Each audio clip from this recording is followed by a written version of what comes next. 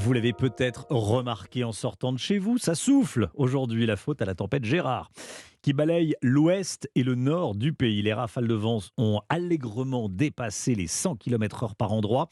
Bonjour Gabriel Bruno. Bonjour à tous. Conséquence de ces vents violents, des dizaines de milliers de foyers sont sans électricité. 75 000 foyers sans courant ce matin selon Enedis.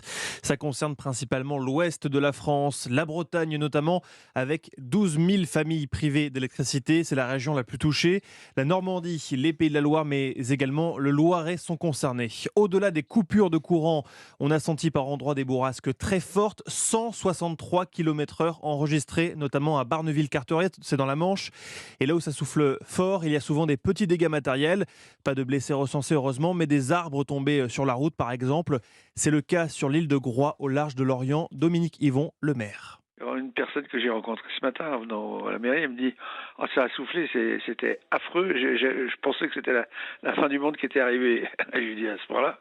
Elle me dit oui, dans la maison, je sais pas, il y avait des prises d'air, et il me dit c'était abominable. Alors c'est vrai que c'était 154 km/h, je crois, donc le petit problème qu'on a eu quand même, c'est qu'il y a une interruption des liaisons maritimes avec le continent. Depuis ce matin, on n'a pas de bateau, quoi. Voilà, les liaisons maritimes doivent reprendre dans l'après-midi selon le maire.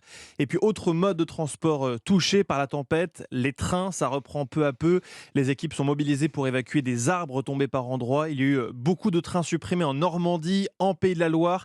La ligne Cherbourg-Paris par exemple a été très perturbée ce matin. Gabriel Bruno, merci Gabriel.